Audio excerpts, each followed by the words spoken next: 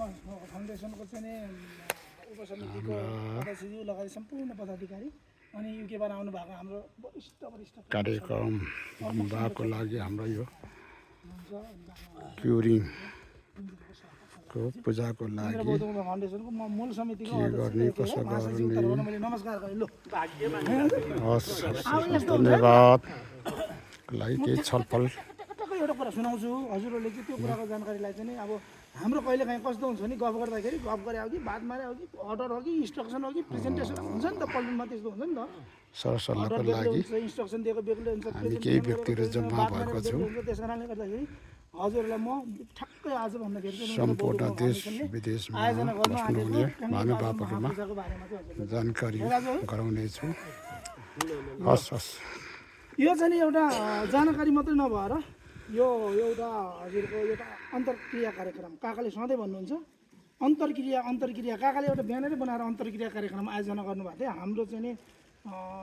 विशेष काम परेर काठमाडौँमा हामीले अस्ति क्यान्सल गरेको है काका हजुर काकाले ब्यानरै बनाएर ल्याउनु भएको थियो अन्तर्क्रिया कार्यक्रमले हामीले कसरी चाहिँ राम्रो गर्न सकिन्छ त नट ओन्ली गुम्बालाई गाउँलाई क्षेत्रलाई विकास चाहिँ कसरी गर्न सकिन्छ त भन्ने कुराको चाहिँ यस्तै हाम्रो वरिष्ठ व्यक्तिहरूबाट चाहिँ नि काकाले प्लान गर्नुभएको थियो हाम्रो को बित्नु भयो कसो असुविधा हामीले प्लानै गर्नु सकेन है काका अब अर्कोचोटि हामी गर्नुपर्छ काका त्यो छोड्नु हुँदैन फ्रेम बनाउनु पर्यो नि पहिला हजुर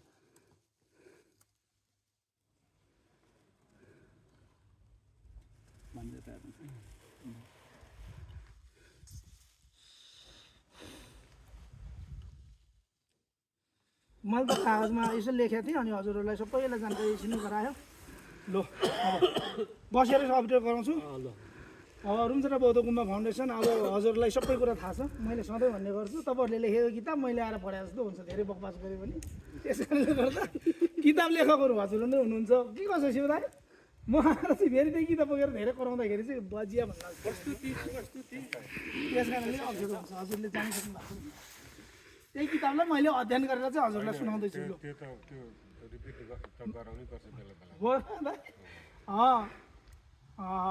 बौद्ध गुम्बा फाउन्डेसनले गत वर्ष पनि 10औँ वार्षिक साधारण सभा चाहिँ हामीले 9औँ वार्षिक साधारण सभा काठमाडौँमा गऱ्यो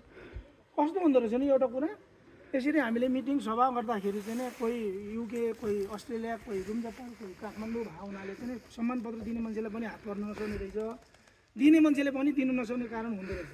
त्यहाँबाट चाहिँ फेरि कहिले काहीँ मिटिङ सभा हुँदाखेरि आइदिनुहोस् भन्दाखेरि बोलाउँछौँ हामीले विशेष हजुरको बेग्ला काम उहाँको बेग्ला काम भएर भेटघाट हुन नसकेर त्यो पत्र पनि हामीले दिनु नसकेर बिचरा हाम्रो सिआई काकाको पालामा त्यो बनेको पत्रहरू यो माथि खोज्यो भने यत्रो खाँच्छ काठमाडौँमा पनि किनभने समस्या त्यही कोही अस्ट्रेलिया कोही क्यानाडा कोही युके कोही नेपाल कोही रुम्जाटार कोही काठमाडौँ भएको हुनाले त्यो गाह्रो भएको हुँदो रहेछ मैले पाइनँ कसो हो मैले त पैसा यति दिएको थियो कहाँ छ होला मैले त पत्तै पाइनँ अझैसम्म पिलर बनाएको छैन भन्ने खालको कुराहरू तपाईँहरूले पक्कै सुनेको छ मलाई भनिदिनुहोस् मसँग सरर मैले नाम सबै कुरा राखेको छु काकासँग सेयर भएको छ हामीले डोनर पिलरको लागि पनि प्लान गरिसकेको छ है काका काकाले म नापजाँच गरेर लान्छु आज हामी नापजाप गर्ने काकाले चाहिँ डिजाइन कसरी गर्ने के गर्ने मैले सिआई काकाको पालामा ओम दाइले राख्नु भएको रेकर्ड सबै मसँग छ त्यसलाई चाहिँ अब अझै कोही कोही ठाउँ चाहिँ हामीले जस्तै डाँडा गरे निशान गरे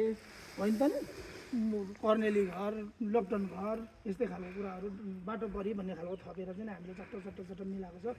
त्यो कोही हो भने एउटा हामी त मरेर जाउँला हाम्रो छोरा नातिले गर्दा अरे मेरो बाबुको नाम रहेछ भन्ने खालको चिनोस् कति ठाउँमा जगतबहादुर गुरुङ भन्छ 5 जना छ रहेछ रुम्जाटाको जगतबहादुर टेकबहादुर गुरुङ भन्छ